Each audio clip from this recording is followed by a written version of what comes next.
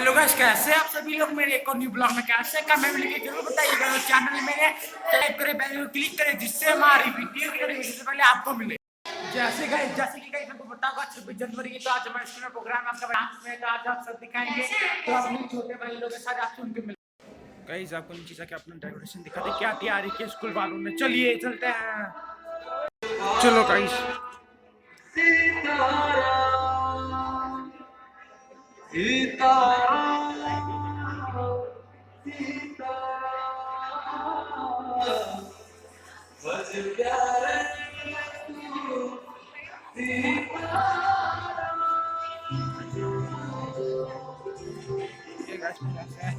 आप देख सकते हो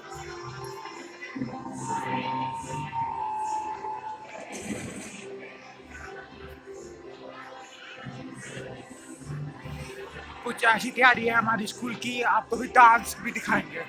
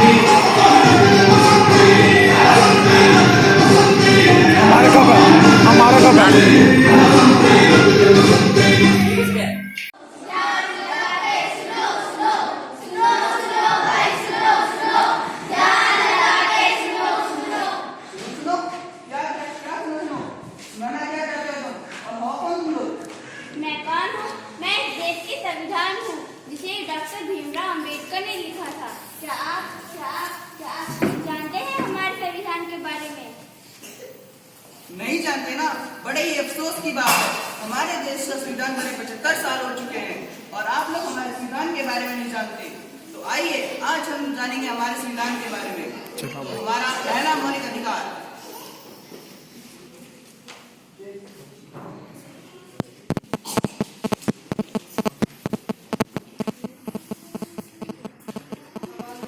पापा पापा मुझे गोवा जाना है। गोवा बोला क्यों? हमारे स्कूल की तरफ से गोवा ले जाया जा रहा है। नहीं, तुम्हें लड़की हो, तुम्हें कहीं जाने का अधिकार नहीं। चुपचाप करके काम करो। हाँ ना, चुपचाप करके काम करो।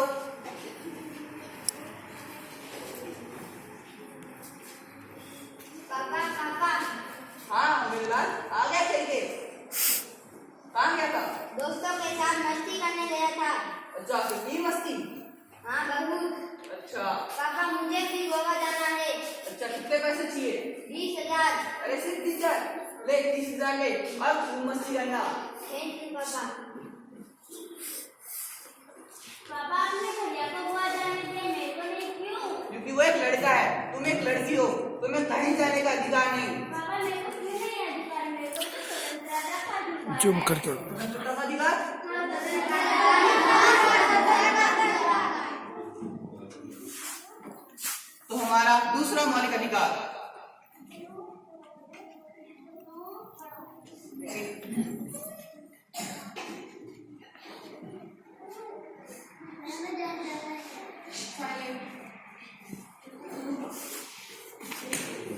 वो आराम से। अरे तुम्हें दिखाई नहीं देता है क्या?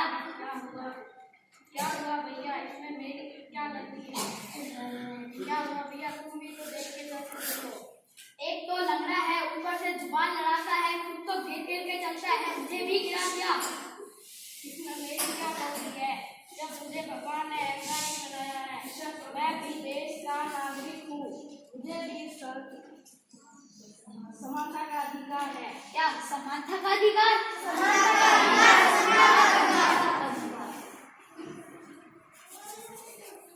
तो ये था हमारा दूसरा मौलिक अधिकार। अब हम बढ़ते हैं हमारे तीसरे मौलिक अधिकार की तरफ।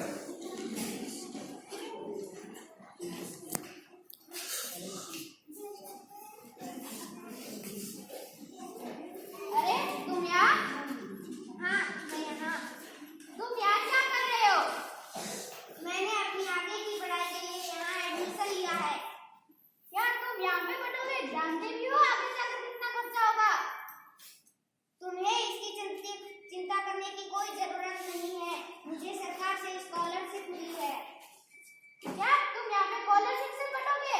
जानते भी हो आगे जाकर कितना खर्चा लगेगा। तुम्हें बोलने की कोई जरूरत नहीं है, मुझे डॉक्टर बनना है और देश की सेवा करनी है। क्या तुम डॉक्टर बनोगे? जानते भी हो आगे जाकर कितना खर्चा होगा। मैं एक गरीब किसान का बेटा हूँ, तो क्या हुआ? मुझे भी तो शिक्षा का अधिकार है। शिक्षा तो कभी अमीरी या गरीबी नहीं देखती ना। क्या शिक्षा का अधिकार?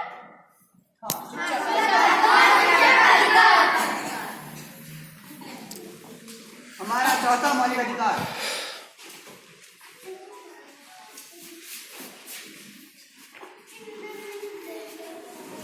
रुको, तुम्हें दिखाई नहीं दे रहा है रेड सिग्नल?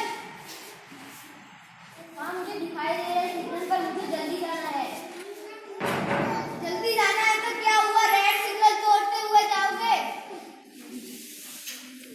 और सर तुम मुझे जानते नहीं होगी कौन हूँ मैं? कौन हो तुम? मैं अस्सी का बेटा हूँ। तो फिर तुम्हें डबल चालान कटवाना चाहिए, क्योंकि कानून सबके लिए समान है, चाहे कोई ऊंचे पद का हो या नीचे पद का। कानून सबके लिए समान है। यहाँ संवैधानिक अधिकार है। संवैधानिक अधिकार?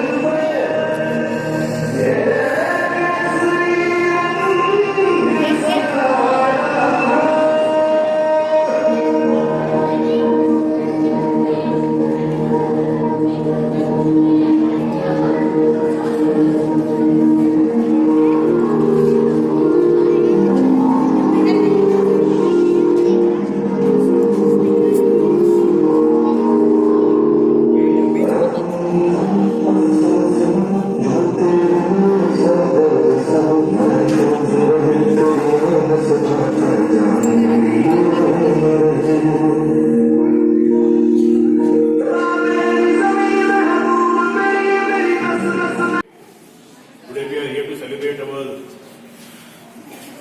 Republic Day. And this is a moment of great joy and pride for all of us. हमने कुछ समय से यहाँ पे चीफ गेस्ट बुलाने का सिस्टम बंद किया क्योंकि हमारा मानना है कि जो हमारे पेरेंट्स आते हैं, अभिभावक आते हैं, वही हमारे चीफ गेस्ट। तो I think that makes better sense. गणतंत्र दिवस या स्वतंत्रता दिवस हमारे लिए केवल एक खानापूर्ति बन के रह गए। मैं बार बार कहता हूं कि उससे बाहर निकलना पड़ेगा। आज हिंदुस्तान दुनिया की टॉप इकोनॉमी बन चुका है।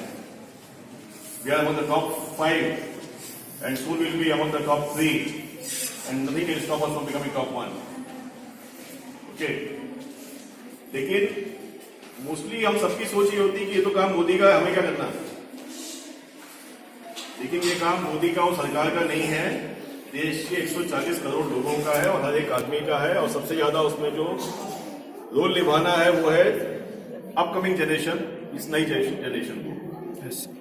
और उसके लिए जो रोल निभाएंगी वो है माताएं, क्योंकि माताएं होती हैं निर्माताएं।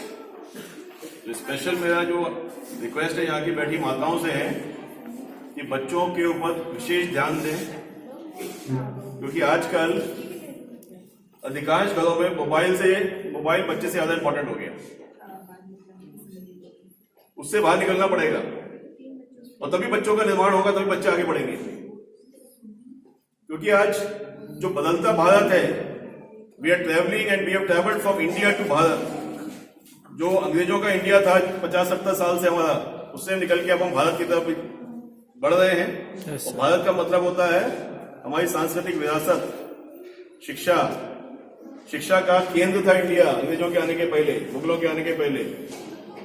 और अब पिछले 60-70 सालों से हम खाली मैकले की शिक्षा पे चलते आ रहे हैं।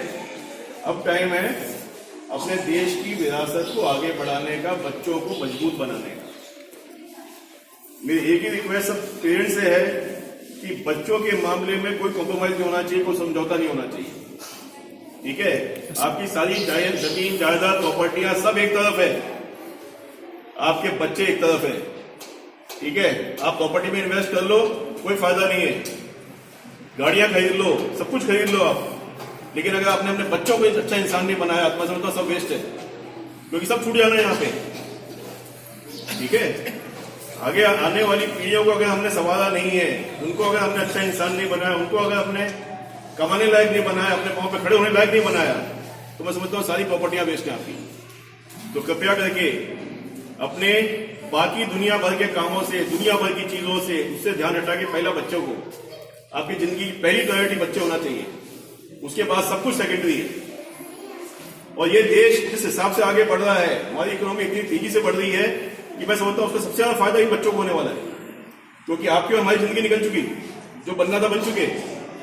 ठीक है, लेकिन जिस तेजी से इंडस्ट्रियलाइजेशन हो रहा है, सॉफ्टवेयर में, एआई में, हर फील्ड में इंडिया आगे बढ़ रहा है, उसका सबसे बड़ा फायदा ये बच्चे तभी उठा पाएंगे अगर आपने उनको अच्छा शिक्षा दिया, अच्छे संस्कार दिए, उनको अच्छे आदर्श दिए।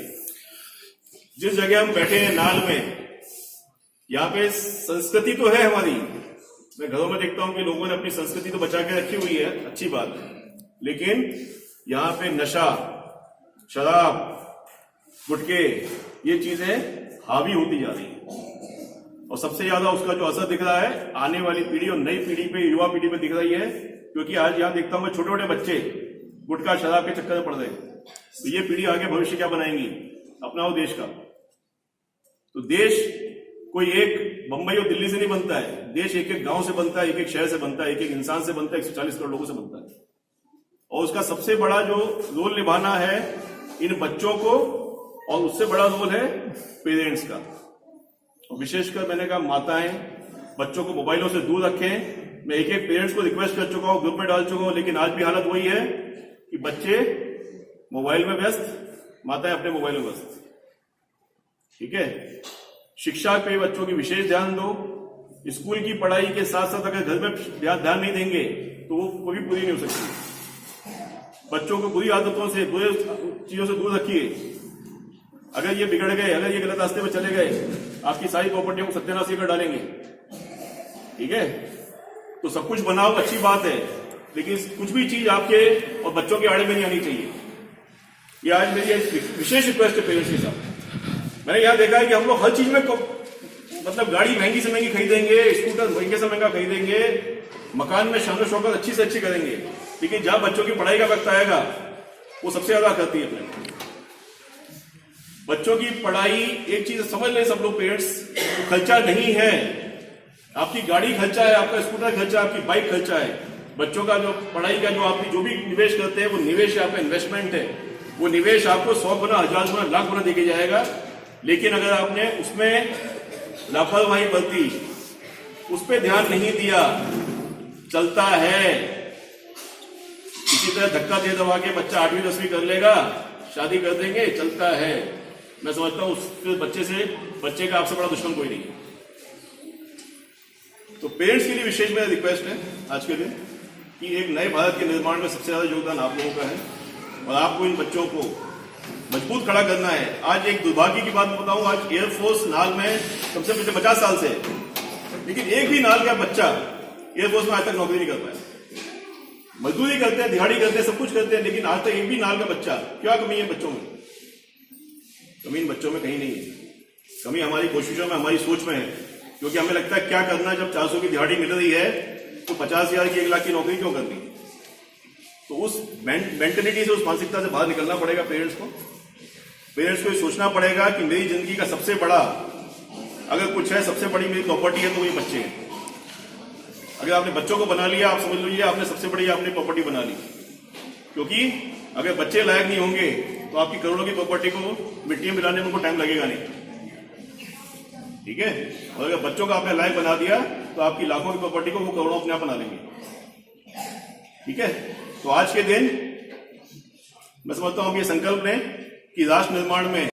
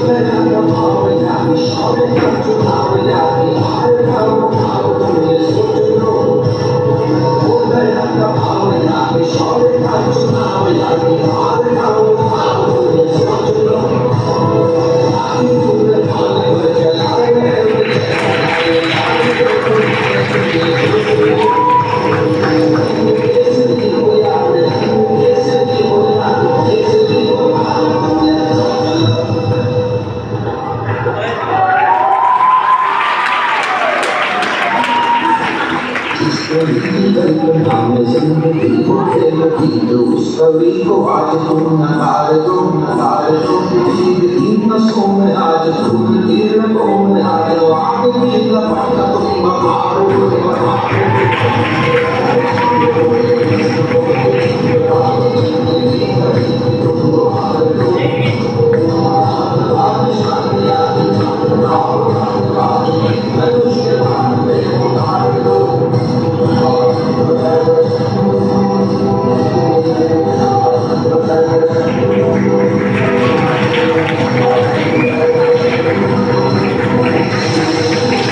आज के ब्लॉग में अगले एक और ब्लॉग में बाय। तुम्हारे बदन की महक